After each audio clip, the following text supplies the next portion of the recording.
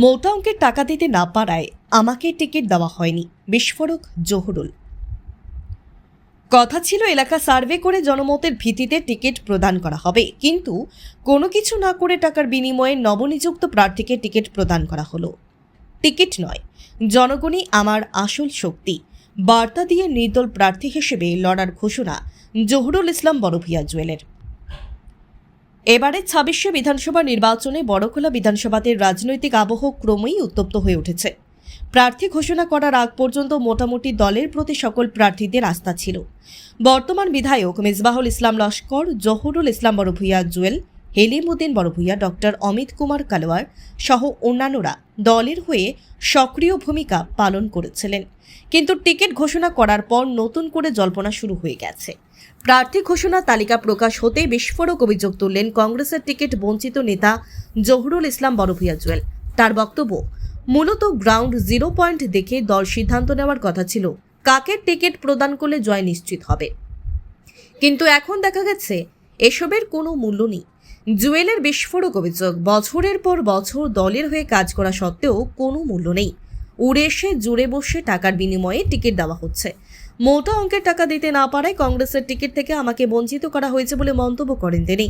Ticket থেকে বঞ্চিত হয়ে জহুরুল সংবাদ মাধ্যমে জানান, আমি গ্রামগঞ্জে বড় হয়েছি, গ্রামের মানুষের সাথে উঠা বসা করে তাদের দুর্দশা দেখেছি। দেশ স্বাধীনের পর থেকে এখনো অবধি পর্যন্ত শাসক বিরোধী উভয় দল থেকে বড়খোলায় অনেক বিধায়ক হয়েছেন, কিন্তু উন্নয়ন তেমন হয়নি।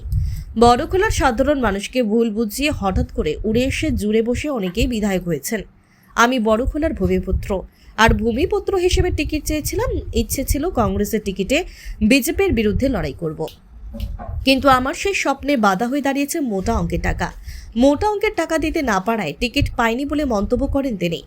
জহুরুল আরও বলেন, বড়খোলার জনগণকে নিয়ে প্রতিশ্রুতি দিয়েছিলাম ২৬শে বিধানসভা নির্বাচনে প্রার্থী হয়ে নির্বাচনে প্রতিদ্বন্দ্বিতা করব, আর সেই দেওয়া প্রতিশ্রুতি রক্ষা করতে নির্দল প্রার্থী হিসেবে প্রতিদ্বন্দ্বিতা করার ঘোষণা দেন তিনি।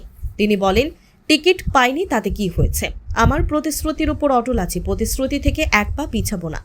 বড়খোলার জনগণের স্বার্থে বিধানসভায় গিয়ে তাদের কণ্ঠস্বর তুলে ধরবেন। জুয়েলের স্পষ্ট বার্তা, টিকিট নয়, সমষ্টি জনগণই আমার আসল শক্তি। জহুরুলের এমন মন্তব্য ঘিরে রাজনৈতিক মহলে ইতিমধ্যেই জোর চর্চা শুরু হয়েছে, তবে কংগ্রেসের পক্ষ থেকে এই বিষয়ে এখনও আনুষ্ঠানিক প্রতিক্রিয়া মেলেনি। এদিকে কংগ্রেসের টিকিটের প্রবল প্রত্যাশায় ছিলেন বড়খোলার বর্তমান বিধায়ক মিসবাহুল ইসলাম লস্কর, হেলিমুদ্দিন বড়ভূঁইয়া। তাদের কাছ থেকে এখনো পর্যন্ত কোনো প্রতিক্রিয়া পাওয়া যায়নি। দলের সাথে থাকবেন নাকি নির্দল প্রার্থী হিসেবে প্রতিদ্বন্দ্বিতা করবেন, এ নিয়ে জোর চর্চা চলছে সর্বত্রই। প্রতিক্রিয়া হলো যে আজকে যাকে কংগ্রেসের মনোনয়নটা দেওয়া হয়েছে উনি মাত্র ৬ মাসের কংগ্রেসী। বিগত দিন থেকে আমরা যারা বছরের পর বছর কংগ্রেস করে আসছি, আমরা কংগ্রেস করে করে আসছি, কিন্তু দল, আমি ভেবেছিলাম দল এবার একটা নতুন যে সিদ্ধান্ত নিয়েছে সার্ভের ভিত্তিতে মনোনয়ন দেওয়া হবে। যদি সার্ভের ভিত্তিতে মনোনয়নটা দেওয়া হতো তাহলে উনি নিশ্চয় মনোনয়নটা পেতেন না, কারণ উনি উড়ে এসে জুড়ে বসেছেন। কংগ্রেসের অনেক, আমরা যে ৫ জন ছিলাম উনি সহ, উনি ছাড়া বাদবাকি যারা যে আমরা ৪ জন রয়েছি, এই ৪ জনের মধ্যে সবাই কিন্তু পুরানা কংগ্রেসী।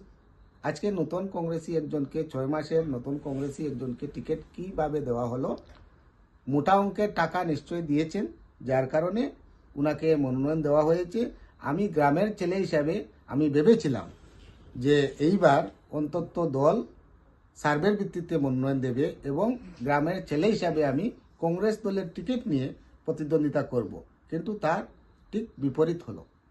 আগের মতোই যেভাবে টাকার বিনিময়ে মনোনয়ন দেওয়া হতো, ঠিক সেইভাবেই আজকের দিনেও সেই মনোনয়নটা দেওয়া হয়েছে। আপনার মুদ্রা কথা হচ্ছে টাকার লেনদেন হয়েছে? নিশ্চয় হয়েছে। যদি এখানে মেজরিটি কাউকে টিকিট দিতেও লাগে, যদি সেই রকম ব্যাপার থাকতো, তাহলে সঞ্জীব রয়, উনি তো অনেক পুরানা কংগ্রেসী, উনাকে তো দিতে পারতো, কিন্তু উনাকেও বঞ্চিত রেখে একজন নতুন কংগ্রেসীকে টিকিট দেওয়া হয়েছে।